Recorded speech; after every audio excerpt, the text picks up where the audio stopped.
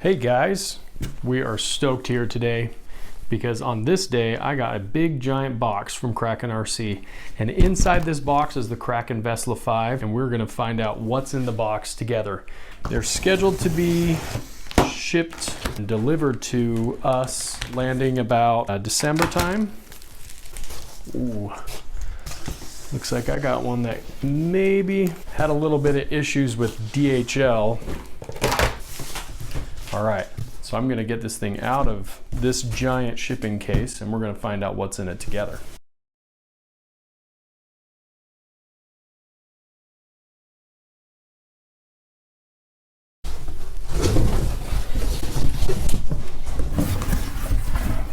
That's never easy.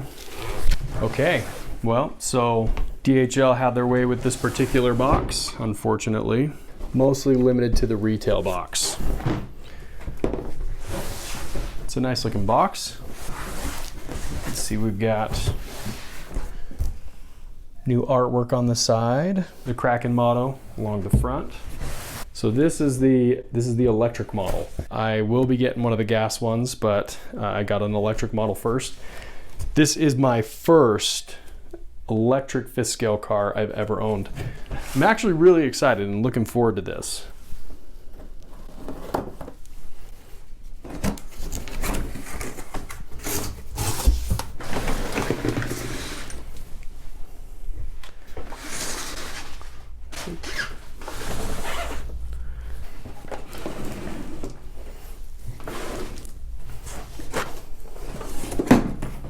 Let's have a look at that.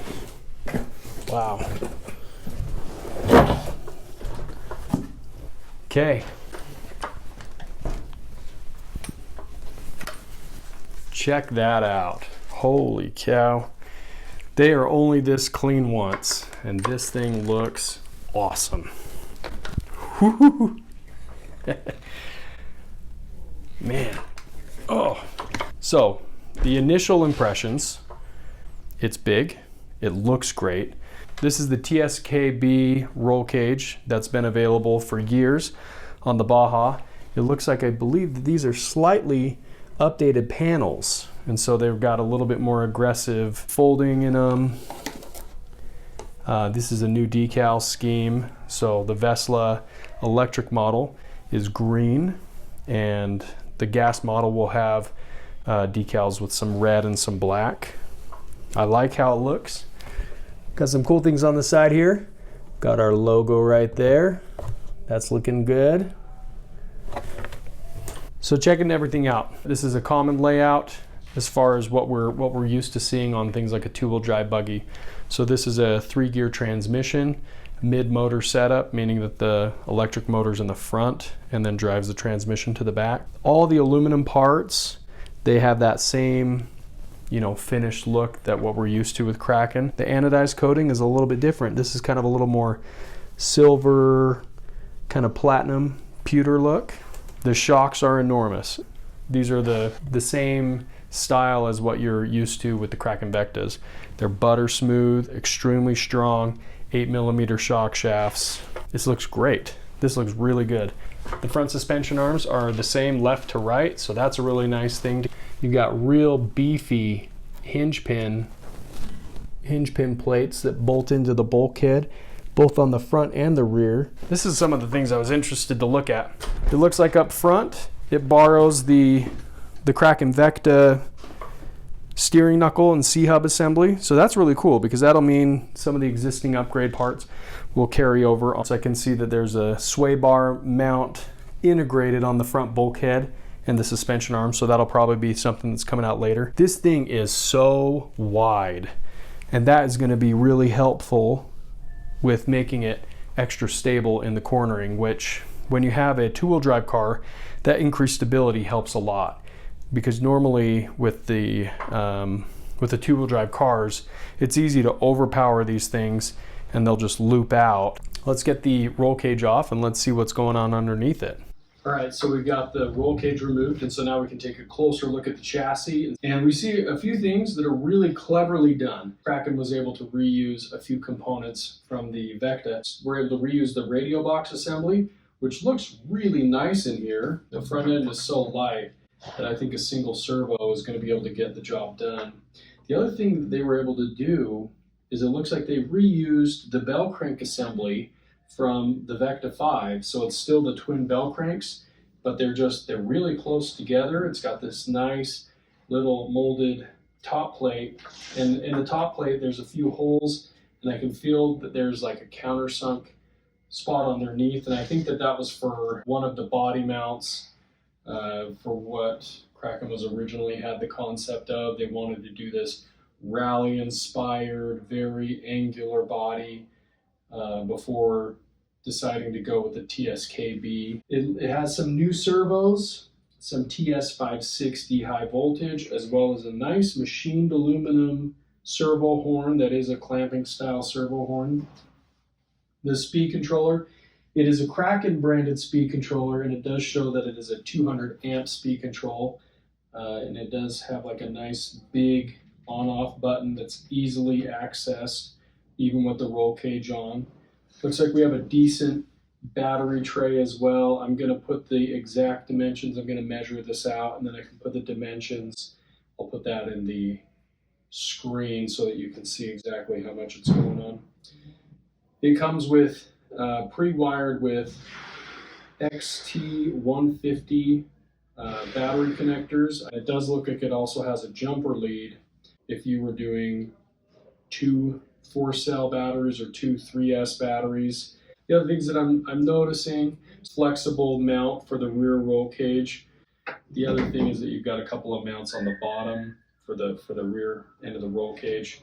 The way to remove the roll cage, speaking of that, is there are 2 bolts in the back, there are 2 bolts in the middle, and then the front is a little tricky. There's this scale kind of bumper skid plate. You have to remove a couple of the bolts, and then it kind of swings out of the way. And then you have a few, these look like 5mm bolts with 5mm lock nuts. Overall, I think that the chassis looks really nice. You can see this is a dual purpose chassis if you want to do a gas engine, or if you want to do the brushless electric stuff. It's simply purchasing a few components.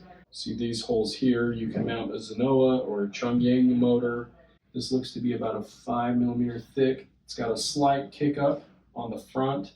Everything seems to be really nice. The differential, it looks like they've got some pretty thick differential fluid in there right now, which is not a surprise given the brushless power is probably quite overwhelming on these.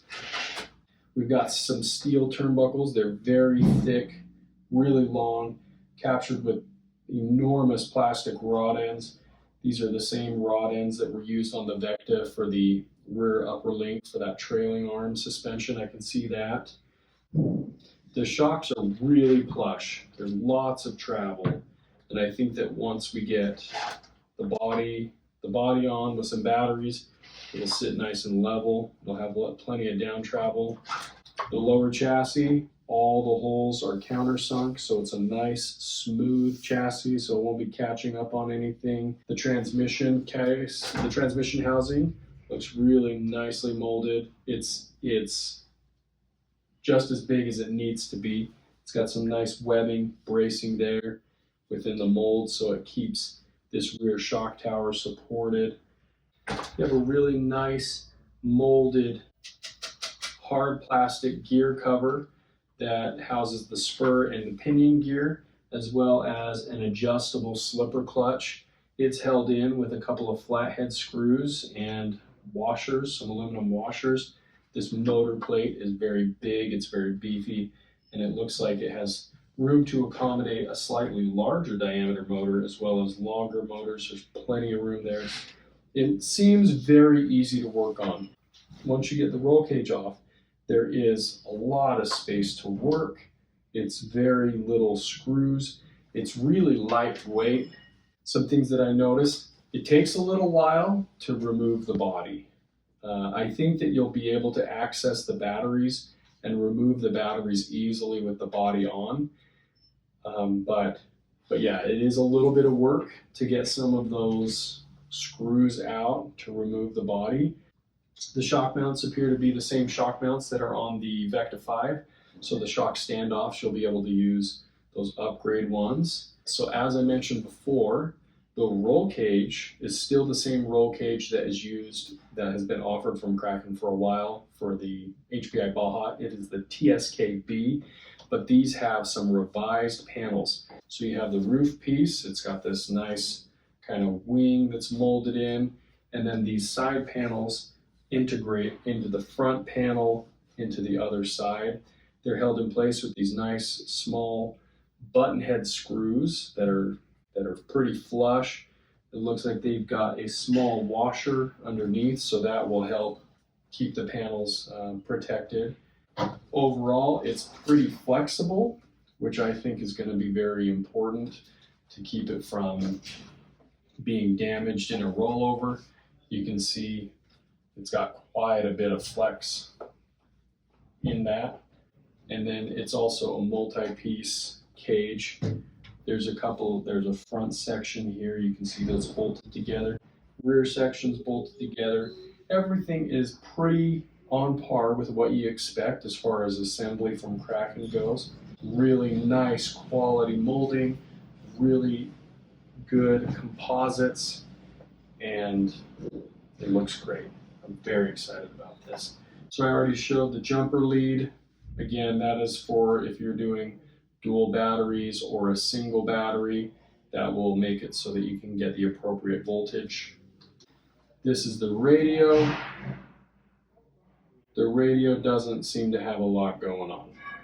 It seems pretty like a pretty simple, lightweight radio.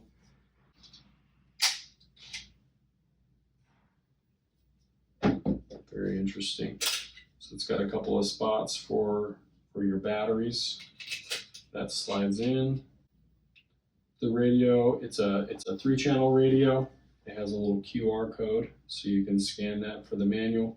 I mean, it's 2.4 gigahertz.